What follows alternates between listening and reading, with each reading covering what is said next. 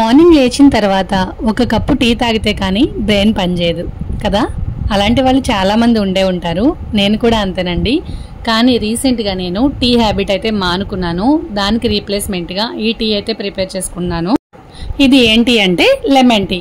అయితే క్విక్గా చూసేద్దాం, వచ్చేయండి ఎలా ప్రిపేర్ చేయాలో. దానికోసం ముందుగా టీ కాచే గిన్నెని స్టవ్ మీద పెట్టుకొని ఒక గ్లాస్ వాటర్ వేసుకుంటున్నాను. ఒక గ్లాస్ అంటే 250 ml వాటర్ అండి. నేను 2 మెంబర్స్కి ప్రిపేర్ చేస్తున్నాను. దీనిలోనే 1 టేబుల్ స్పూన్ వరకు టీ పౌడర్ వేసుకోవాలి. ఏ కంపెనీ అయినా సరే పర్వాలేదు. నేను ఇక్కడ చక్ర గోల్డ్ వేస్తున్నాను. టీ పౌడర్ మరీ ఎక్కువగా మరగవలసిన అవసరం లేదు. మంటని మీడియం ఫ్లేమ్లో ఉంచుకోండి. కొద్దిగా డికాక్షన్లోకి టీ పౌడర్ స్మెల్ ఫ్లేవర్ దిగితే సరిపోతుంది. ఆ తర్వాత దీనిలోకి 1 టేబుల్ స్పూన్ వరకు బెల్లాన్ని యాడ్ చేసుకోవాలి. చాలామంది షుగర్ వేస్తారండి. షుగర్ హెల్దీ కాదు కాబట్టి షుగర్ అసలు వేసుకోవద్దు. మీరు బెల్లం కూడా వద్దనుకుంటే మీరు హనీ వేసుకోవచ్చు గ్లాస్లోకి సర్వ్ చేసుకునేటప్పుడు. నేనైతే ఇక్కడ బెల్లం వేస్తున్నాను. బెల్లం వేసిన తర్వాత ఒక 1 మినిట్ పాటు బెల్లాన్ని బాగా కరగనివ్వండి. ఎక్కువసేపు అయితే ఈ టీకి టైం పట్టదండి. ఎక్కువసేపు మరిగించడం వల్ల ఈ డికాక్షన్ అంతా చేదుగా అయిపోతుంది.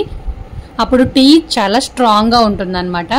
అందుకని చాలా తక్కువ సేపే మరిగించాలి. మొత్తం ఈ టీ చేయడానికి 3 నిమిషాల టైం అయితే సరిపోతుంది. ఇంకా ఎక్కువ టైం అయితే మరిగించొద్దు. టీ ఇలా మరుగుతూ ఉన్నప్పుడు ఒక గుంటగట్టెని తీసుకొని కింద నుంచి పైకి, పైనుంచి కిందకి బాగా ఎత్తుగా పట్టి పోసారు అంటే టీ షాప్లో చేసినట్టుగా చాలా చిక్కగా ఉంటుంది. ఏ టీ అయినా సరే ఎక్కువ మొత్తంలో చేసుకుంటున్నప్పుడు ఖచ్చితంగా మామూలు టీ అయినా ఇలా ఒకసారి ప్రిపేర్ చేయండి. చాలా చిక్కగా ఉంటుంది, టేస్ట్ కూడా చాలా బాగుంటుంది. ఇలా 1 నిమిషం పాటు పైకి కిందకి అంటే సరిపోతుంది. ఆ తర్వాత స్టవ్ ఆఫ్ చేసేసుకొని స్ట్రెయిన్ చేసుకోవాలి. చూడండి, ఇప్పుడు ఈ స్టవ్ ఆఫ్ చేసేసుకొని మనం వడకట్టె తీసుకొని దానిలోకి వడపోసేసుకోవాలి. వీటిని మనం ఇప్పుడు సర్వ్ చేసుకుందాం. సర్వ్ చేసుకోవడం ఎలాగో చూపిస్తాను. దానికోసం ముందుగా ఒక టీ గ్లాస్ అయితే తీసుకోండి. దానిలోకి ఒక చిటికెడు సాల్ట్ని వేసుకుంటున్నాను నేను. సాల్ట్ వేసుకుంటే చాలా బాగుంటుంది టేస్ట్. ఆ తర్వాత 1 స్పూన్ వరకు లెమన్ జ్యూస్ని యాడ్ చేసుకోవాలి. నేను తీసుకున్నది ఇక్కడ చిన్న గ్లాస్ కాబట్టి ఒక చిన్న టీ స్పూన్ అయితే సరిపోతుందండి. మరీ ఎక్కువ లెమన్ జ్యూస్ వేసుకోవద్దు. మీరు తీసుకునే గ్లాస్ని బట్టి వేసుకోండి. నార్మల్గా మనం టీ తాగే కప్పుకి అయితే 1 టేబుల్ స్పూన్ వరకు లెమన్ జ్యూస్ని వేసుకోండి.